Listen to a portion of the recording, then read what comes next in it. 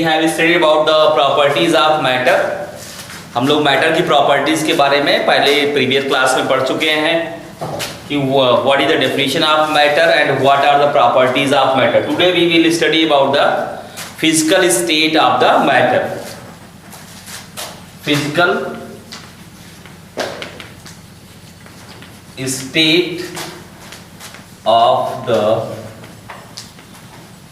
Matter,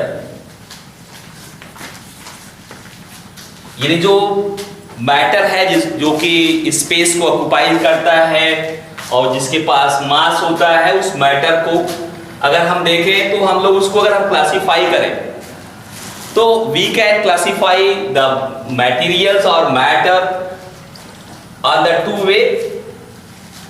first is as physical classification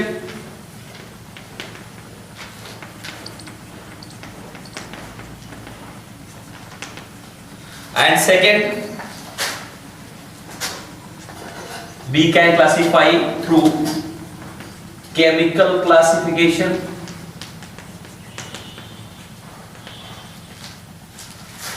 It means the physical classification we can classify this matter into solid, secondly liquid, and third gas. And there are two special state of the matter, physical state, that is plasma state, and fourth is Bose-Einstein condensate. So these three normal physical states of the matter, solid, liquid and gas, and two special state of matter, that is plasma state and Bose-Einstein condensate. We will study about these states of the matter. Chemical classification, it means there is a fixed chemical composition of the materials and we can classify these materials into, they are known as substances,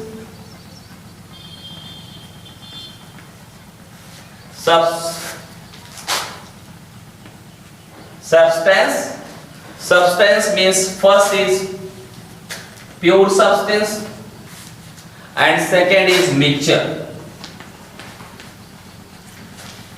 First is pure substance and second is mixture. So pure substance we can classify into two groups. First is element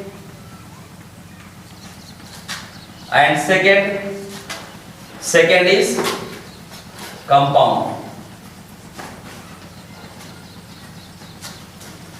So we can classify pure substance into two groups. First is element, second is compound. And this mixture is also two types. First is homogeneous and second is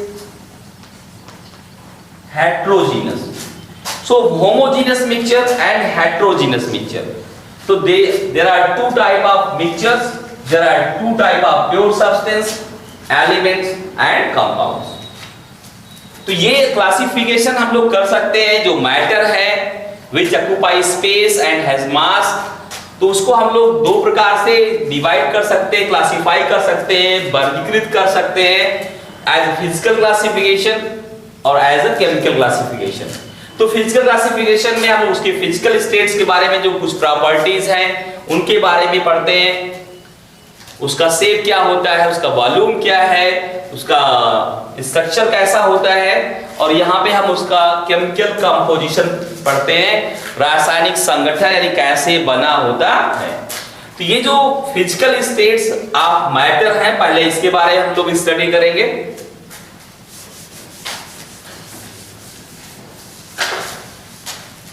तो first stage है solid state. तो solid state में किसी matter को हम कैसे कहेंगे that is a solid. तो what are the features of the solid material और सॉलिड स्टेट। तो यहां पे हम ध्यान रखेंगे, जैसे हम लोगों ने पढ़ा था इसके पहले प्रॉपर्टीज ऑफ मैटर में, कि जो मैटर होता है इट इज कंपोज्ड ऑफ और it is made up of very very small particles, यानी बहुत छोटे छोटे पार्टिकल से बना होता है। सेकेंड हम लोगों ने कहा था यानी जो मैटर है ये छोटे छोटे पार्टिकल से बना हुआ है, ये हम लोगों ने कहा था। सेकेंड ये कहा गया था कि जो पार्टिकल्स होते हैं they have space between them, it means there is space between the particles of the material, यानी जो पार्टिकल्स हैं इनके बीच में स्पेस होता है, ये कहा गया था। थर्ड कहा गया था कि जो पार्टिकल्स हैं they have the force of attraction, they attract to each other, यानी इनके पास फोर्स ऑफ अट्रैक्शन होता है और ये एक दूसरे को क्या करते हैं, अट्रैक्ट करते हैं। यानी ये पार्टिकल, इस पार्टिकल की अगर हम बात करें तो इस पार्टिकल को ये अपनी ओर अट्रैक्ट करेगा, इसको अपनी ओर अट्रैक्ट करेगा, इसको अपनी ओर अट्रैक्ट करेगा, इसको अपनी ओर अट्रैक्ट करेगा, यानी जितने भी पार्टिकल इसके आसपास हैं ये सभी को क्या करेगा, अपनी ओर it attracts towards all particles, it attracts all particles towards itself, यानी अपनी ओर सभी पार्टिकल्स को अट्रैक्ट करता है। इसी प्रकार से सारे पार्टिकल एक दूसरे को अपनी ओर अट्रैक्ट करते हैं। तो यहाँ पे फोर्स ऑफ अट्रैक्शन है। फोर्थ प्रॉपर्टीज में हम लोगों ने देखा था कि these particles have the kinetic energy, due to this kinetic energy they they are in continuously moving, यानी ये लगातार गति करते रहते हैं। तो on the base of these properties of matter हम लोग कह सकते हैं, यहां पे ध्यान दो कि ये जो सॉलिड पार्टिकल्स होते हैं, अगर हम सॉलिड पार्टिकल्स की बात करें, सॉलिड मटेरियल की बात करें, तो सॉलिड में क्या होता है कि सॉलिड में फर्स्ट अगर हम देखें in the solid particles are closely packed, यानी जो सॉलिड होते हैं इसमें जो पार्टिकल्स होते हैं दे आर क्लोजली पैक्ड, यानी एकदम से ये पास पास रहते हैं। इनमें जो पार्टिकल्स हैं ये एकदम नियरली क्लोजली पैक्ड हैं। तो अगर क्लोजली पैक्ड हैं तो यहां पे क्या होगा, इंटरमॉलिक्यूलर स्पेस और इंटर पार्टिकल जो स्पेस होगा वो बहुत ही कम होता है। तो जब इंटर पार्टिकल स्पेस जो है कम होगा तो यहां पे ध्यान रखना है कि जब पार्टिकल्स यहाँ पे एकदम सटे हुए हैं तो दो पार्टिकल्स के बीच में कोई गैपिंग नहीं है, इसका मतलब एकदम पास पास में है। जो फोर्स ऑफ अट्रैक्शन होता है दैट इज द हायर, क्योंकि आप पढ़ोगे नेक्स्ट फिजिक्स में जो ये फोर्स ऑफ अट्रैक्शन होता है between the particles, it is inversely proportional to the distance between the particles, यानी जो पार्टिकल्स के बीच में जो डिस्टेंस होता है इसका अपोजिट होता है। यानी डिस्टेंस अगर ज्यादा है तो फोर्स ऑफ अट्रैक्शन कम होता है, ठीक है, उल्टा होता है। तो इसका मतलब अगर ये पास पास में है तो डिस्टेंस कम है तो फोर्स क्या होगा, उल्टा, यानी कम का उल्टा क्या होगा, ज्यादा। तो यहां पे ध्यान रखना है कि जितने ही पास में रहेंगे फोर्स ऑफ अट्रैक्शन उतना ही ज्यादा होगा। There is no intermolecular space between the particles, so they cannot move, they cannot leave their space, their position, they cannot leave their position because there is no space for the movement.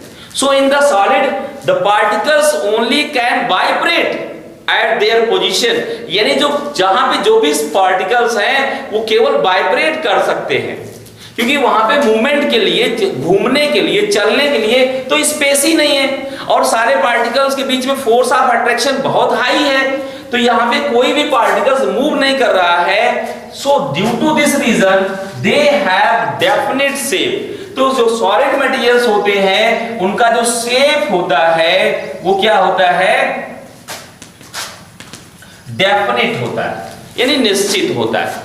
ठीक है, क्यों निश्चित होता है भाई, क्योंकि there is no movement of the particles in the solid, there is no movement of particles in the solid। ऐसा क्यों होता है, because they are closely packed, they have very less or very minute intermolecular space, they have the much or higher force of attraction. Due to these reasons, the particles in the solid only can vibrate at their position. They cannot move from one place to another place. Due to this reason, they have the definite shape.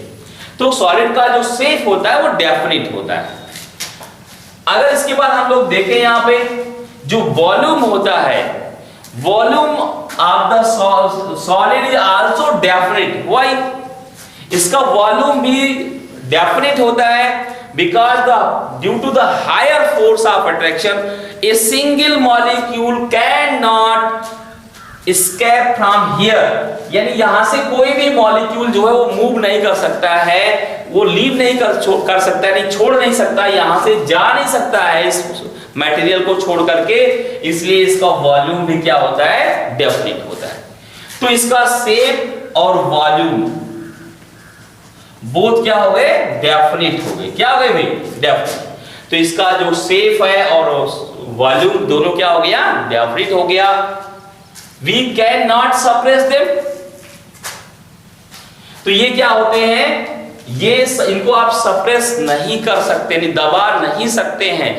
So they are rigid, ये दृढ़ होंगे, इनको आप suppress नहीं कर सकते हैं, तो ये कंप्रेसिबल नहीं होते हैं, इनको आप दबा नहीं सकते हैं, तो ये क्या होते हैं? Non compressible. ठीक है, तो ये प्रॉपर्टीज हैं सॉलिड में। ध्यान रखना है कि सॉलिड में जो मॉलिक्यूल्स हैं क्लोजली पैक्ड हैं, इंटरमॉलिक्यूलर स्पेस वेरी माइन्यूट है, बहुत कम होता है, लेस है, force of attraction between the particles बहुत ज्यादा है, और इनका शेप क्या है? डेफिनिट है। वॉल्यूम क्या है? डेफिनिट है। ये रिजिड है और क्या है? नॉन कंप्रेसिबल है, यानी इनको हम दबा नहीं सकते। तो फॉर एग्जांपल जैसे आप स्टोन ले लो, आपका टेबल है, चेयर है, ब्रिक्स है कि नहीं? तो ये सब क्या है? सॉलिड। डस्टर, चाक, जिसका शेप कोई चेंज ना हो, जिसके वॉल्यूम में कोई चेंजिंग ना हो विथ रिस्पेक्ट टू टाइम, तो वो क्या हो गया? सॉलिड हो गया। सेकेंड स्टेट की अगर हम बात करते हैं, जो सेकेंड स्टेट है that is the liquid state. तो लिक्विड स्टेट में आप देखोगे कि जो मॉलिक्यूल्स होते हैं they are loosely packed in comparison of the solid. यानी सॉलिड में आपने देखा कि जो मॉलिक्यूल्स है ये मॉलिक्यूल्स क्लोजली पैक्ड हैं, बट यहां पे आपने देखा लिक्विड में तो यहां पे मॉलिक्यूल्स क्या है? लूजली पैक्ड हैं। It means there is more intermolecular space और इंटरपार्टिकल स्पेस। यहां पे स्थान पार्टिकल्स के बीच में ज्यादा है, तो अगर स्पेस ज्यादा होगा तो फोर्स ऑफ अट्रैक्शन क्या होगा? कम हो जाएगा, लेस होगा। तो अगर फोर्स ऑफ अट्रैक्शन कम है और यहां पे स्पेस भी है, तो ये मॉलिक्यूल्स क्या करेंगे? They move in the space between the molecules. यानी जो मॉलिक्यूल है यहां पे जो स्पेस है, इस स्पेस में क्या करता है? मूव करता रहता है। तो due to the movement of the particles, जो ये पार्टिकल्स का मूवमेंट हो रहा है, due to this reason the shape of the liquid is indefinite. तो शेप क्या हो गया यहां पे? ये हो गया इनडेफिनिट। क्या हो गया भाई? इनडेफिनिट हो गया। यानी शेप निश्चित नहीं होता है, अनिश्चित होता है। क्यों? क्योंकि यहाँ पे मॉलिक्यूल जो है ये दूर दूर है, लूजली पैक्ड है, इनके बीच में यहाँ पे खाली स्थान है, और चूंकि मॉलिक्यूल्स दूर दूर है इसलिए फोर्स ऑफ अट्रैक्शन यहाँ पे वीक है इन कंपैरिजन ऑफ सॉलिड। तो जो फोर्स ऑफ अट्रैक्शन वीक है, स्पेस भी है, तो ये उस स्पेस में क्या करते हैं? मूव करते रहते हैं, और मूवमेंट के कारण इनका जो शेप होता है वो इनडेफिनिट होता है। But there is force of attraction. तो फोर्स ऑफ अट्रैक्शन है, तो लिक्विड में जो मॉलिक्यूल्स होते हैं they can not escape the liquid और मटेरियल, तो इनका जो वॉल्यूम होता है वो डेफिनिट होता है। क्या होता है भाई? डेफिनिट होता है, क्योंकि ये कोई भी मॉलिक्यूल जो है फोर्स ऑफ अट्रैक्शन के कारण इसको सब्सटेंस को छोड़ के जाता नहीं है, इसलिए इसका वॉल्यूम क्या है, वो डेफिनेट है। ठीक है, तो यहां पे हमें ध्यान देना है, यहां पे बोथ क्या है, वो डेफिनेट है सॉलिड में, और लिक्विड में क्या हो गया, एक इनडेफिनेट हो गया और एक क्या हो गया, डेफिनेट हो गया। ये रिजिड नहीं है because they are loosely packed, तो ये दृढ़ नहीं है, हार्ड नहीं है, तो ये क्या है, इनको हम बोलते हैं फ्लूइड। क्या बोलते हैं भाई, फ्लूइड यानी तरल, हिंदी में कहते हैं तरल, which has the ability of flow, जिसमें बहने का गुण हो, जो बहता है, जैसे आप लिक्विड है, गैस है, तो गैस भी फ्लूइड है, गैस को भी हम क्या कहते हैं, फ्लूइड। तो जिसमें बहने का गुण हो, तो ये फ्लूइड है, और इसके साथ साथ ये कंप्रेसिबल है इन कंपैरिजन ऑफ सॉलिड। सॉलिड क्या था, नॉन कंप्रेसिबल था, उसको आप दबा नहीं सकते हो, क्योंकि यहाँ पे प्रेस करोगे तो मॉलिक्यूल्स कहां जाएगा, है कि नहीं, मॉलिक्यूल्स कहीं पे जा नहीं सकता। लेकिन अगर यहाँ पे अगर हम प्रेस करते हैं, सपोज दैट ये आपके लिक्विड के जो है ये मॉलिक्यूल्स हैं, अगर एक पिस्टन लगा करके इसको अगर हम प्रेस करते हैं तो क्या होगा, ये मॉलिक्यूल्स जो है जो पहले दूर दूर थे वो पास में आने लगेंगे, तो इसका वॉल्यूम क्या होगा, कम हो जाएगा, वॉल्यूम क्या होगा, कम होगा। तो इसका मतलब इसको हम प्रेस कर सकते हैं, तो ये क्या हो गया, कंप्रेसिबल हो गया, ये स्लाइटली कंप्रेसिबल होता है, थोड़ा सा संपीड्य होता है, दब सकता है। तो ये प्रॉपर्टीज किसकी हो गई भाई, लिक्विड की। तो लिक्विड में शेप क्या है, इनडेफिनिट है, वॉल्यूम डेफिनिट हो गया, ये they are also called fluids, ये कंप्रेसिबल होते हैं थोड़ा सा किसकी तुलना में, सॉलिड के। The next is gas. तो जो गैसियस स्टेट होता है मटेरियल का, मैटर का, तो यहां पे ध्यान रखना है, गैस में क्या होता है, गैस में जो मॉलिक्यूल्स होते हैं ये वेरी लूजली पैक्ड होते हैं, बहुत दूर दूर होते हैं। तो बहुत दूर दूर होने के कारण जैसे जैसे डिस्टेंस बढ़ेगा, हमने आपको बताया कि फोर्स ऑफ अट्रैक्शन कम होता जाएगा। तो यहाँ पे फोर्स ऑफ अट्रैक्शन इतना कम होता है, यू कैन नेग्लेक्ट दिस, यानी नेग्लिजिबल होता है, नगण्य होता है, यानी फोर्स ऑफ अट्रैक्शन आप कह सकते हो होता ही नहीं है, आप यू कैन से। तो जब फोर्स ऑफ अट्रैक्शन नहीं होगा तो आप सोचो इस रूम में अगर एक मॉलिक्यूल, ये गैस का मॉलिक्यूल है, यहां से चलता है, ये इसके पीछे कोई खींचने वाला नहीं है अगल बगल में, ये सीधा चलते हुए चला जाएगा, जितना स्पेस इसको मिलेगा वहां तक जाएगा। और मान लो ये रूम है और ये यहां से चलना शुरू किया, तो ये जब तक यहां जाएगा इस दीवार को हिट करेगा, फिर यहां से रिटर्न होगा, तो ये इस पूरे स्पेस में क्या होगा, ये ऐसे घूमता रहेगा, क्या होगा, तो पूरे स्पेस में क्या होगा, घूमता रहेगा। इसलिए जो गैस सब्सटेंस होते हैं तो वे क्या करते हैं, वे fill the all the space provide by the container, यानी जिस भी कंटेनर में, जिस भी पात्र में इनको आप रखोगे ये पूरे स्पेस को कवर कर लेते हैं। छोटे पात्र में रखोगे तो छोटे में फैल जाएंगे, बड़े में रखोगे तो बड़े में फैल जाएंगे। अगर आप जैसे आप देखो आपका परफ्यूम होता है, इस कमरे में परफ्यूम छिड़क दो, खिड़की दरवाजे बंद कर दो, तो ये एक कॉर्नर पे अगर आप छिड़कते हो तो कुछ देर बाद दूसरे कॉर्नर पर भी स्मेल आती है कि नहीं। तो इसका मतलब वो जो परफ्यूम है, जो गैसियस सब्सटेंस है, वो इस पूरे रूम में क्या हो गया, फैल गया। और अगर आप खिड़की दरवाजे बंद किए हो और 5 दिन बाद आप आओगे, दरवाजा खोलोगे, तो आपको उसकी स्मेल आएगी। बट अगर खिड़की दरवाजे आपने ओपन कर दिया तो ये गैसियस मॉलिक्यूल हैं, तो ये खिड़की और दरवाजे से बाहर निकल जाएंगे और पूरे स्पेस यानी अंतरिक्ष में भ्रमण करेंगे, और 5 दिन बाद आपके कमरे में कोई भी इस परफ्यूम का मॉलिक्यूल नहीं मिलेगा, कोई महक नहीं आएगी। तो गैस में ये जो है, चूंकि पूरे कंटेनर को ये कवर कर रहे हैं, इसलिए इनका जो शेप और वॉल्यूम, ये शेप और वॉल्यूम दोनों बोथ क्या हो गया भाई, इनडेफिनिट हो गया। क्या हो गया, इनडेफिनिट हो गया, यानी अनिश्चित होता है, इनका कोई शेप और वॉल्यूम नहीं होता है। They obtain the shape of the container in which they are kept, जिसमें रखे जाते हैं उसी का आयतन यानी वॉल्यूम और शेप दोनों क्या करते हैं, ये ग्रहण कर लेते हैं। ठीक है, फ्लूइड, ये भी फ्लूइड है because they have the ability of flow. ये भी बहने का गुण होता है, इनको फ्लूइड कहते हैं। और दे आर हाईली कंप्रेसिबल, यानी इनको हम प्रेस कर सकते हैं, है कि नहीं, क्योंकि मॉलिक्यूल्स बहुत दूर दूर हैं तो इनको हम इजीली प्रेस कर सकते हैं। तो जैसे ही प्रेस करेंगे मॉलिक्यूल्स पास पास में आने लगेंगे, है कि नहीं, तो they are highly compressible.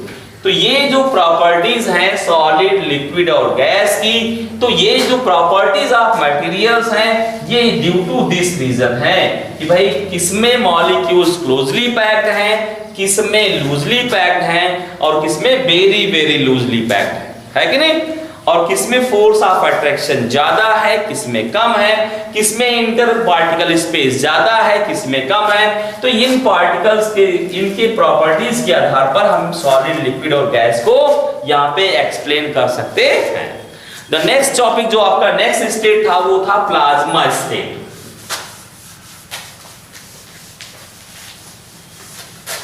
Plasma state में क्या होता है ध्यान रखो आप।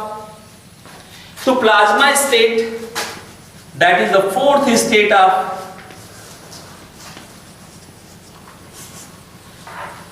मैटर। और ये जो प्लाज्मा स्टेट है इस ब्रह्मांड में अगर आप देखें तो अगर आपसे कोई पूछता है कि भाई ये आप बताओ कि किस स्टेट में सबसे ज्यादा सब्सटेंस यानी मटेरियल यानी मैटर पाया जाता है, सॉलिड में, लिक्विड में, गैस में या प्लाज्मा स्टेट में या बोस-आइंस्टीन कंडेंसेट में, तो आपको ध्यान रखना है कि सबसे ज्यादा मैटर जो है वो किस स्टेट में है, वो प्लाज्मा स्टेट में। हम यूनिवर्स की बात कर रहे हैं ना कि हम अर्थ की बात कर रहे हैं, हम लोग यूनिवर्स की बात कर रहे हैं। यूनिवर्स में जो मैटर है सबसे ज्यादा मैटर किस स्टेट में पाया जाता है, प्लाज्मा स्टेट में। तो प्लाज्मा स्टेट है क्या, ठीक है। तो अगर हम कन्वर्जन ऑफ स्टेट देखें तो देखो जैसे हम यहाँ पे कहते हैं सॉलिड है, तो सॉलिड में क्या होता है अगर आप इसको हीट करते हो, that is the symbol of heat. तो अगर हम सॉलिड को अगर हम गर्म करते हैं, हीट करते हैं, इट कन्वर्टेड इनटू लिक्विड, इसमें कन्वर्ट होता है लिक्विड में। क्यों? क्योंकि यहाँ पे जो सॉलिड मटेरियल्स क्लोजली पैक्ड थे वो क्या होते हैं, यहाँ पे थोड़ा दूर दूर होने लगते हैं, क्योंकि जो फोर्स ऑफ अट्रैक्शन है उस फोर्स ऑफ अट्रैक्शन को जो ये हीट जो एनर्जी हम लोग दे रहे हैं उस एनर्जी से ये ब्रेक होता है फोर्स ऑफ अट्रैक्शन, तो ये मटेरियल्स थोड़ा दूर दूर होने लगते हैं, तो हम कहते हैं ये लिक्विड में कन्वर्ट हो गया। जैसे आइस को आप पिघला देते हो तो वाटर बन जाता है। अब ये इसको अगेन आप फर्दर अगर आप हीट करते हो तो ये गैस में कन्वर्ट होता है। तो इसमें क्या होते हैं, ये जो पार्टिकल्स है थोड़ा और दूर दूर हो गए भाई, ठीक है। अब इसको अगेन आप अगर फर्दर हीट करते हो, जो गैस मॉलिक्यूल है इसको अगर आप हायर टेम्परेचर पे हीट करते हो तब क्या होता है, ये जो गैस मॉलिक्यूल है इसमें से इलेक्ट्रॉन जो है वो निकल जाता है। आज हम लोग पढ़ेंगे ये जो पार्टिकल यानी मटेरियल्स हैं they are made up of small particles, और जो स्मॉल पार्टिकल्स हैं जो वेरी वेरी स्मॉल पार्टिकल बहुत जो कि इनडिवाइजिबल है, डाल्टन ने उसको एटम कहा था। आगे आप पढ़ेंगे जो स्ट्रक्चर ऑफ मटेरियल्स पढ़ेंगे तो आप ध्यान देंगे एटम। तो एटम, ये जो एटम है इसका स्ट्रक्चर जब हम लोग पढ़ेंगे तो ये एटम जो है ये 3 फंडामेंटल पार्टिकल से बना होता है, इलेक्ट्रॉन, प्रोटॉन एंड न्यूट्रॉन से।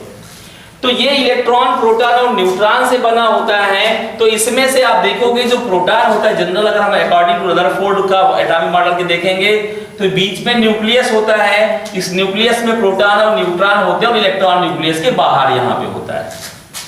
तो ये जैसे ही एनर्जी मिलता है ये इलेक्ट्रॉन यहां से निकल जाता है। तो एटम क्या होता है, एटम इज इलेक्ट्रॉनली न्यूट्रल पार्टिकल, यानी एटम पर कोई चार्ज पार्टिकल नहीं होता है, चार्ज 2 टाइप का होता है, एक पॉजिटिव और एक नेगेटिव। तो जैसे यहाँ पे ये न्यूट्रल एटम है, यहां से अगर माइनस निकलेगा, माइनस चार्ज निकलेगा तो इस पर क्या आ जाएगा, प्लस चार्ज। इसको हम लोग पढ़ेंगे आगे। तो यहाँ पे ये जो आपका मॉलिक्यूल था, ये जो पार्टिकल था गैस का, ये पॉजिटिवली चार्ज हो गया और यहाँ पे ये इलेक्ट्रॉन हो गए, ठीक है। तो इन दोनों का जो मिक्सचर होता है that is known as plasma. इसी को हम क्या कहते हैं, प्लाज्मा स्टेट। तो प्लाज्मा स्टेट क्या है? Plasma state is the mixture of cation, क्योंकि हम पॉजिटिव चार्ज पार्टिकल्स क्या बोलते हैं? कैटायन, हिंदी में धनायन। तो plasma state is the mixture of cation and electron. ठीक है, तो प्लाज्मा में क्या होता है भाई?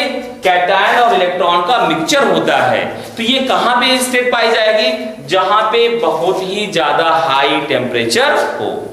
ठीक है, जैसे सन है आपका, तो सन में जो आप देखोगे जो गैसेस है, मेनली जो आपका वहां पे हीलियम गैस है, वो इसी स्टेट में है, प्लाज्मा स्टेट में। जो आपकी फ्लोरोसेंस ट्यूब होती है, नियॉन बल्ब होते हैं, वहां सब में ये स्टेट पाई जाती है। जितने भी स्टार्स हैं, तारे हैं, जब भी आपका सन भी एक स्टार है, तो जो स्टार्स हैं, तो स्टार में जो गैसेस हैं, है कि नहीं? They are made up of gases. तो गैसेस किस फॉर्म में है? प्लाज्मा स्टेट में है, क्योंकि टेम्परेचर ज्यादा है। तो जितने भी गैस के आइटम हैं, उस आइटम से इलेक्ट्रॉन निकल गए हैं, और इन इलेक्ट्रॉन और ये गैस का जो पॉजिटिव चार्ज पार्टिकल है, आइटम है, इनके मिक्सचर को हम कह रहे हैं प्लाज्मा स्टेट। तो अगर प्लाज्मा स्टेट क्या है भाई? It is a mixture of cation and electron. It is clear? Next stage जो आपका है वो है बोस-आइंस्टीन कंडेंसेट। तो Bose-Einstein, Bose means Satyendranath Bose was a Indian scientist. ये SN. Bose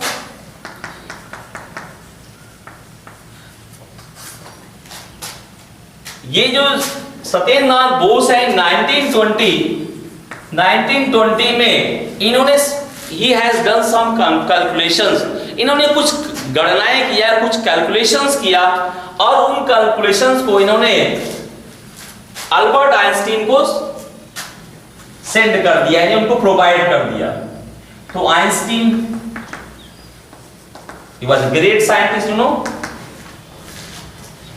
and in 1924 to 1925, on the basis of the calculation of the S.N. Bose, Satyendranath Bose, Einstein declared that there is another state of matter that is on the basis, on the behalf of the name of these both scientists, Bose, Einstein condensate. Bose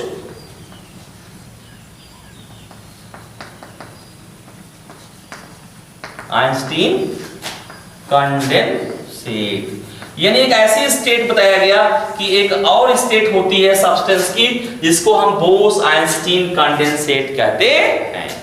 ये state हमें कब मिलती है? तो यहां पे ध्यान रखो कि इन्होंने बताया, बाद में इसके बारे में आगे डिस्कवरी हुई, नोबेल प्राइज भी 3 साइंटिस्ट को मिला। तो यहां पे कहा गया कि अगर कोई गैसीय मटेरियल है, उसको अगर हम absolute zero temperature, absolute zero means zero kelvin पे, zero kelvin means in the degree Celsius -273 degree Celsius. तो ये इस टेम्परेचर तक अगर किसी गैस को हम ठंडा करते हैं, कूल करते हैं, और जो प्रेशर हो वहां पे एटमॉस्फेरिक प्रेशर को हम लोग कर दें 100,000 टाइम्स, 1/100,000 टाइम्स, अगर हम इसको कम कर दें इतने कम प्रेशर पर, और इतना ठंडा करते हैं कहां तक? एब्सोल्यूट जीरो टेम्परेचर, यानी -273 डिग्री सेल्सियस तक ठंडा करते हैं। तो क्या होता है? ये जो मॉलिक्यूल्स गैसेस के हैं, ये कंबाइन होने लगते हैं, और इस कंबाइनिंग स्टेट को ही कहा जाता है बोस-आइंस्टीन कंडेंसेट। तो ये नॉर्मल स्टेट नहीं है, ये क्या है? ये स्पेशल स्टेट है, यानी ये नॉर्मली नहीं पाई जाती हैं।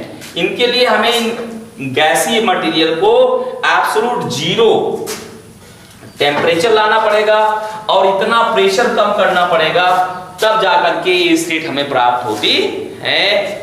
तो इतना हमें ध्यान रखना है इन द 9th क्लास में कि भाई ये जो 4th एंड 5th स्टेट हैं, they are the special state of the matter. तो ये हो गया आपका फिजिकल स्टेट और physical classification of the matter. तो solid, liquid and gas, plasma state and Bose Einstein condensate. In the next video we will study about the chemical classification of the matter.